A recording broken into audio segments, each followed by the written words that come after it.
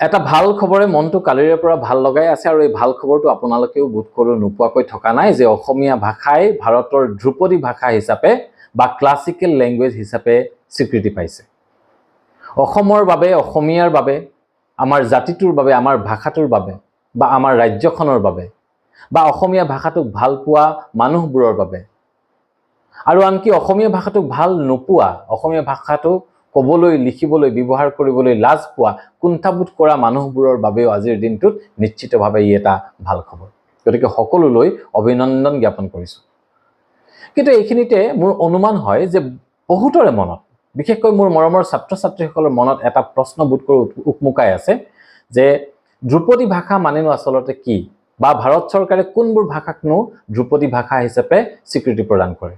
মই অকণমান স্পষ্ট কৰি দিব খুজিছোঁ ছাত্ৰ ছাত্ৰীসকলক।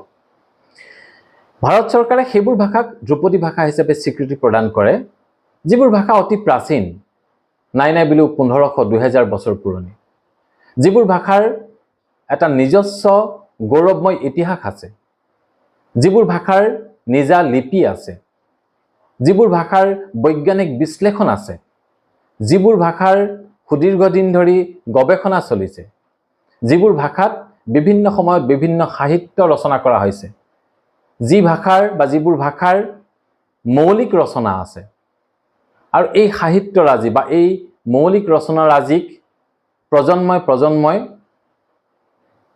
ভাষাটোৰ ঐতিহাসিক সমল হিচাপে ব্যৱহাৰ কৰি আছে, তেনেবোৰ ভাষাক ভাৰত চৰকাৰে ধ্ৰুপদী ভাষা হিচাপে স্বীকৃতি প্ৰদান কৰে। গতিকে এটা ভাষা ধ্ৰুপদী ভাষা হ'বলৈ যিমানখিনি বৈশিষ্ট্যৰ প্ৰয়োজন, এই গোটেইখিনি বৈশিষ্ট্য আচলতে অসমীয়া ভাষাটোৰ আছে আৰু সেইকাৰণে অসমীয়া ভাষাটোক আজি ভাৰত চৰকাৰে ধ্ৰুপদী ভাষা বা ক্লাছিকেল লেংগুৱেজ হিচাপে স্বীকৃতি প্ৰদান কৰিছে। 2004 চনতে এই ধ্ৰুপদী ভাষাৰ স্বীকৃতি প্ৰদান কৰা কামটো আৰম্ভ হৈছিল। 2004 চনত তামিল ভাষাক ধ্ৰুপদী ভাষা হিচাপে স্বীকৃতি প্ৰদান কৰিছিলে ভাৰত চৰকাৰে। তাৰপিছত 2005 চনত সংস্কৃত, 2008 চনত কানাড়া আৰু তেলেগু ভাষাক ধ্ৰুপদী ভাষা হিচাপে স্বীকৃতি প্ৰদান কৰিছিল। 2013 চনত মালায়ালম, 2014 চনত উড়িয়া ভাষাক ধ্ৰুপদী ভাষা হিচাপে চিহ্নিত কৰিছিল বা স্বীকৃতি প্ৰদান কৰিছিল। আৰু তাৰপাছত আজি 2024 চনত অসমীয়া, বেংগলী, মাৰাঠী, পালি আৰু প্ৰাকৃত এই ভাষাকেইটাক ধ্ৰুপদী ভাষা বা ক্লাছিকেল লেংগুৱেজ হিচাপে স্বীকৃতি প্ৰদান কৰিছে। অসমৰ কাৰণে, অসমীয়াৰ কাৰণে ইয়াতকৈ আৰু গৌৰৱৰ খবৰ, ভাল লগা খবৰ একোৱেই থাকিব নোৱাৰে। আৰু এটা প্ৰশ্ন হয়তো মোৰ ছাত্ৰ ছাত্ৰীসকলৰ মনত উকমুকাই আছে। প্ৰশ্নটো হ'ল যে অসমীয়া ভাষাক ধ্ৰুপদী ভাষা হিচাপে স্বীকৃতি প্ৰদান কৰিলে ভাৰত চৰকাৰে, কিন্তু তাৰ পৰা আমাৰ অসমীয়া ভাষাটোৰ কি লাভ হ'ব? প্ৰথম কথা, অসমীয়া ভাষাটো যে এটা ঐতিহ্যমণ্ডিত ভাষা, বহু পুৰণি ভাষা, বহু প্ৰাচীন ভাষা, এই কথাটো প্ৰমাণিত হৈ গ'ল। ভাষাক লৈ কেতিয়াবা বহু আলোচনা, সমালোচনা, তৰ্ক বিতৰ্ক হৈ থাকে, আমুকটো ভাষা আগৰ, আমুকটো ভাষা পিছৰ। কিন্তু ভাৰত চৰকাৰে যিহেতু স্বীকৃতি প্ৰদান কৰিলে ধ্ৰুপদী ভাষা হিচাপে, এই ধ্ৰুপদী ভাষা হিচাপে স্বীকৃতি প্ৰদান কৰাটোৱে এইটোকে বুজায় যে অসমীয়া ভাষাটো অতি প্ৰাচীন এটা ভাষা আৰু অসমীয়া ভাষাটোৰ মৰ্যাদা আছে, অসমীয়া ভাষাটোৰ বৈজ্ঞানিক বিশ্লেষণ আছে, ইয়াৰ নিজা বৈশিষ্ট্য আছে, এই কথাবোৰ প্ৰমাণিত হ'ল। দ্বিতীয় কথা যে এই যিমানবোৰ ধ্ৰুপদী ভাষা আছে, ভাৰতৰ যিমানবোৰ ধ্ৰুপদী ভাষা আছে, এই ভাষাসমূহৰ গৱেষকসকলক বা পণ্ডিতসকলক বছৰি 2টাকৈ আন্তৰ্জাতিক পুৰস্কাৰ প্ৰদান কৰা হয়। গতিকে অসমীয়া ভাষা ধ্ৰুপদী ভাষা হিচাপে চিহ্নিত হোৱাৰ লগে লগে অসমীয়া ভাষাৰ ভাষাবিদসকলেও বা অসমীয়া ভাষাৰ পণ্ডিতসকলেও বছৰত 2বাৰকৈ সেই আন্তৰ্জাতিক বঁটা পোৱাৰ বাটটো মুকলি হ'ল। তৃতীয় কথা যে এতিয়া কেন্দ্ৰীয় চৰকাৰে কি কৰিব, অসমীয়া ভাষাৰ কিছুমান গৱেষণা কেন্দ্ৰ বা অসমীয়া ভাষাৰ অধ্যয়ন কেন্দ্ৰ কিছুমান স্থাপন কৰিব, য'ত অসমীয়া ভাষাৰ সবিস্তাৰে গৱেষণা চলিব, সবিস্তাৰে অধ্যয়ন কৰাৰ সুবিধা পাব। আৰু তৃতীয় কথা যে ভাৰতৰ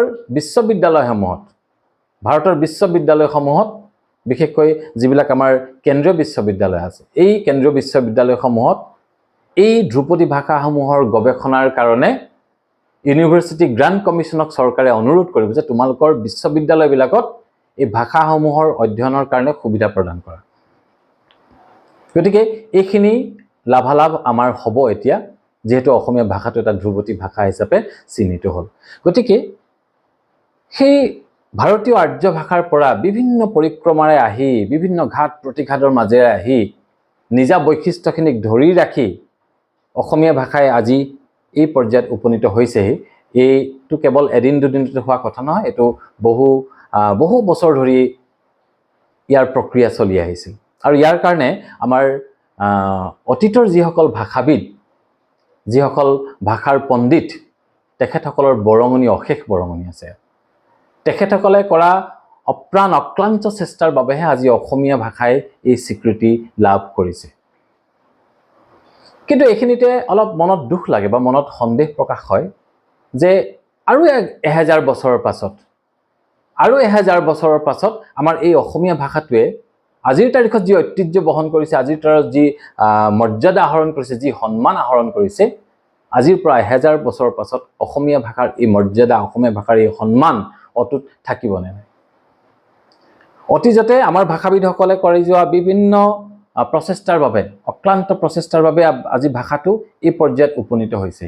কিন্তু আজিৰ প্ৰজন্মৰ মাজত আমি এটা কথা খুব দুখ লগাকৈ মন কৰিছোঁ যে অসমীয়া ভাষাটো আজিৰ প্ৰজন্মই অনীহা কৰা যেন লাগে, ক'বলৈ যেন লাজ পায়, ক'বলৈ যেন কুণ্ঠাবোধ কৰে, অসমীয়া ভাষাটোৰ যেন চৰ্চা নহয়, এনেকুৱা এটা দৃশ্যপট আমি দেখি আছোঁ। গতিকে এই দৃশ্যপটত স্বাভাৱিকতে আমাৰ সন্দেহ হৈছে যে অহা 1000 বছৰত আমাৰ ভাষাটোৱে কেনেকুৱা এটা ৰূপ ল'ব। আমি আশা কৰিছোঁ যে অসমীয়া ভাষাটোৱে উত্তৰণৰ পথত আৰু আগুৱাই যাওক। কিন্তু এয়া সম্ভৱ হ'ব তেতিয়াহে যেতিয়া আমি ভাষাটোক আমি আদৰি ল'ম, ভাষাটোৰ যেতিয়া চৰ্চা কৰিম, ভাষাটোৰে যেতিয়া আমি কথা পাতিবলৈ ল'ম, ভাষাটোক যেতিয়া আমি ব্যৱহাৰ কৰিম, তেতিয়াহে সম্ভৱ হ'ব। কিন্তু আজিৰ প্ৰজন্মই অসমীয়া ভাষাৰ প্ৰতি যি অনীহা ভাৱ প্ৰকাশ কৰিছে, সেই অনীহা ভাৱ দেখি আমাৰ সন্দেহ হৈছে যে অসমীয়া ভাষাটোৱে আচলতে অহা 1000 বছৰত কেনেকুৱা এটা ৰূপ ল'ব। এটা কথা আমি জানি থোৱা ভাল হ'ব বা মন কৰা ভাল হ'ব যে দোকান বা বজাৰৰ সন্মুখত আঁৰি থোৱা ছাইনবোৰ্ডত, ইংৰাজী ভাষাত লিখা ছাইনবোৰ্ডত কলা ৰং সানি দিলেই অসমীয়া ভাষাটো বাছি নেযায়। ইংৰাজীত লিখা ছাইনবোৰ্ডত কলা ৰং সানি দিলে অসমীয়া ভাষাটো বাছি নাযায়।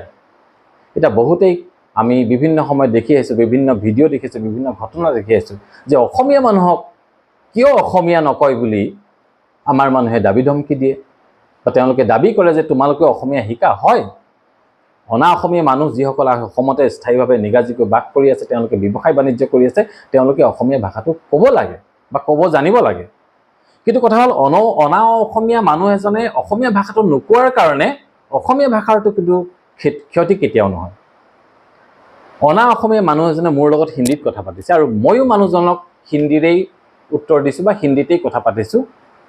এই যে অনা অসমীয়া মানুহজনৰ লগত মই অসমীয়া মানুহজনে হিন্দীত ভাৱৰ আদান প্ৰদান কৰিছোঁ বা কথা বতৰা পাতিছোঁ, এই কথাটোৱে কিন্তু অসমীয়া ভাষাটোৰ অনিষ্ট নকৰে।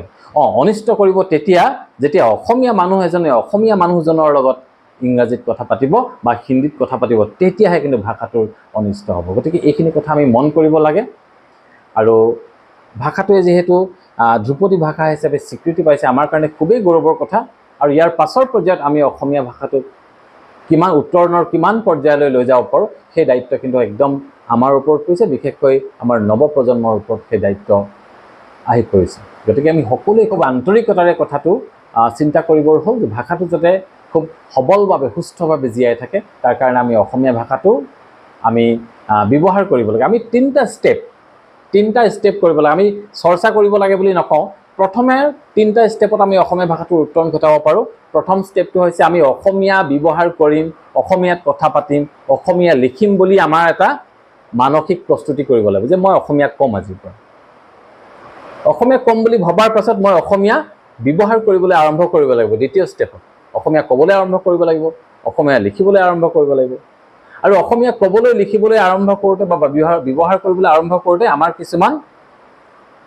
কিছুমান অসুবিধা আহি পৰিব। আৰু এই অসুবিধাখিনি আঁতৰ কৰিবৰ কাৰণে আমি ভাষাটোৰ চৰ্চা কৰিব লাগিব।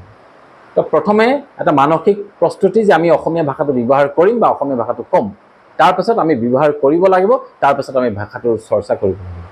এই 3টা ষ্টেপত যদি আমি ভাষাটোক আগুৱাই লৈ যাওঁ, তো তো নিশ্চিতভাৱে অহা 1000 বছৰ 2000 বছৰ 3000 বছৰৰ পাছতো মই ভাবোঁ অসমীয়া ভাষাই আজি যি মৰ্যাদা বহন কৰিছে, যি সুনাম অৰ্জন কৰিছে, এই সুনাম অক্ষুণ্ণ থাকিব। আৰু ইয়াৰ সলনি যদি আমি অসমীয়া ভাষাটোৰ চৰ্চা বাদ দিওঁ, অসমীয়া ভাষাটো যদি ক'বলৈ বাদ দিওঁ, অসমীয়া ভাষাটো যদি ব্যৱহাৰ কৰিবলৈ লাজ পাওঁ, কুণ্ঠাবোধ কৰোঁ, তেতিয়া আজিৰ তাৰিখত অসমীয়া ভাষাটোৱে যি সুনাম অৰ্জন কৰিছে, সেই সুনাম কিন্তু অহা 1000 বছৰৰ পাছত নাথাকিবগৈ। তেতিয়া কিন্তু আমি অসমীয়া হিচাপে লাজ পাম। গতিকে এই কথাটো জ্যেষ্ঠসকলকতো কৈছোৱেই, বিশেষকৈ মই ছাত্ৰ ছাত্ৰীসকলক কৈছোঁ, তোমালোকে এতিয়াৰ পৰাই নিজৰ ভাষাটোৰ প্ৰতি আকৰ্ষিত হ'বলৈ লোৱা, নিজৰ ভাষাটোক ভাল পাবলৈ শিকা, নিজৰ ভাষাটো ব্যৱহাৰ কৰিবলৈ লোৱা। আজি ফেচবুকত দুজনমানে দেখিছোঁ ধ্ৰুপদী ভাষা হিচাপে স্বীকৃতি পোৱাৰ কাৰণে শুভেচ্ছা যাচিছে অসমীয়া জাতিটোলৈ, ইংৰাজী ভাষাত শুভেচ্ছা যাচিছে। অসমীয়া ভাষাটো ধ্ৰুপদী ভাষা হিচাপে স্বীকৃতি পাইছে আৰু তাৰ শুভেচ্ছাটো ফেচবুকত ইংৰাজী ভাষাত যাচিছে। একো কথা ক'বলগীয়া নাই ইয়াত, মই আপত্তি কৰিব লাগে, কিন্তু হ'লেও দেখিবলৈ ভাল লগা নাই। অসমীয়া ভাষাটো ধ্ৰুপদী ভাষা হিচাপে স্বীকৃতি পোৱাৰ শুভেচ্ছাটো যদি কেনেবাকৈ ইংৰাজী ভাষাত ফেচবুকত দিবলগীয়া হৈছে, তাতকৈ আৰু দুৰ্ভাগ্যৰ কথা একোৱেই নাই। মই আশা কৰিম আমাৰ ছাত্ৰ ছাত্ৰীসকলে এই কথাটো খুবেই গুৰুত্ব সহকাৰে ল'ব আৰু ভাষাটোক ভাল পাবলৈ ল'ব আৰু ভাষাটো শিকিবলৈ ল'ব, ভাষাটো ব্যৱহাৰ কৰিবলৈ ল'ব, আৰু অসমীয়া ভাষাৰ এই সুনাম সদায় চিৰদিন অক্ষুণ্ণ থাকিব। ধন্যবাদ।